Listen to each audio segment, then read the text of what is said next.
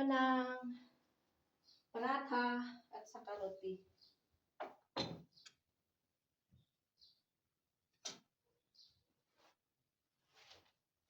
Kita niyo ako.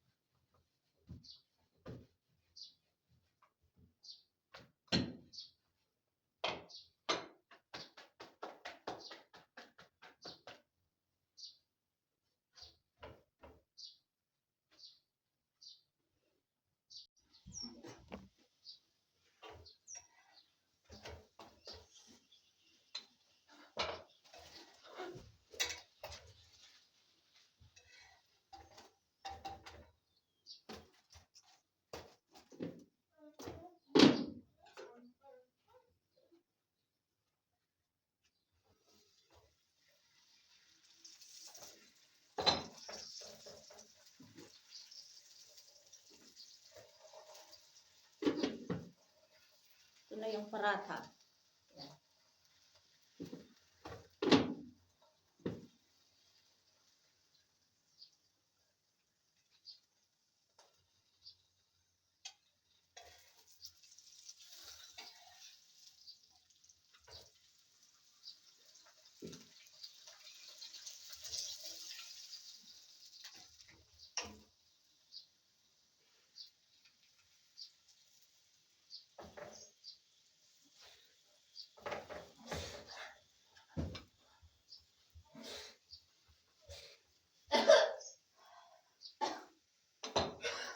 Langga hyper na naman.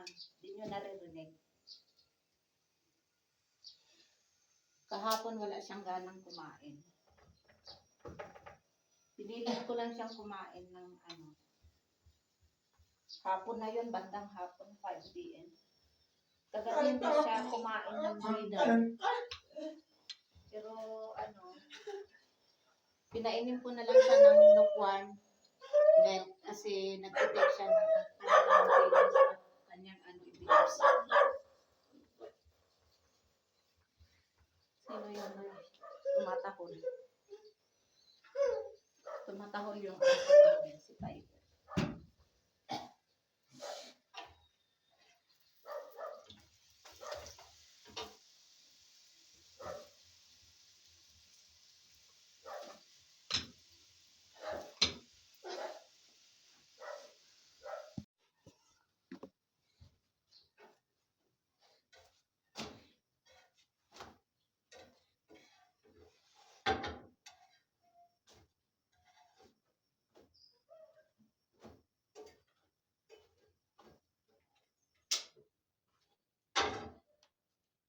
Ito na yung chapati yung aking ginawa. Tapos na akong gumawa ng paratha. Yan. Paratha at saka ano, roti. Yan. Dalawa kay Fahad. Tapos isa kay Lakay.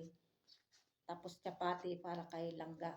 Si Fatma, nag-breakfast na siya kaninang umaga kasi may pasok siya sa school.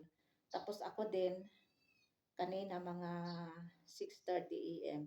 Nag-drink ako lang ng tea at saka ano, chapati. Hindi ako kumakain ng paratha kasi nga sa aking gastric ulcer. So, ayan.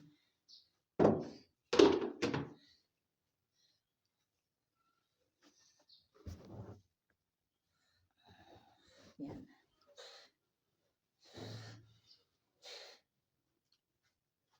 Mag-prepare na naman ako ng aking lulutuin ngayon for lunch. Ewan ko kung anong lulutuin ko. Baka ano, chicken curry kasi meron kaming isang labor na nagbubungkal ng ano, ng lupa para taniman namin ng ano, mais doon sa baba. Kaya ano pa naman, past 9 at 10 a.m. pa lang. 9 past 9 a.m. pa lang dito. So, maaga pa. So, yan, nice weather ngayon. Today is March, sorry. April 20 and today is Monday. Yan oh. Spring season pa lang ngayon dito until last week ng itong buwan na ito. So next month ay summer na. Pero kahit summer dito, malamig pa rin dito sa aking lugar. Ayan silangga. Labas-pasok, labas-pasok. May hyper siya ngayon. Ayaw niyang kumain. Yan. Tingnan nyo yung kalat niya. Oh.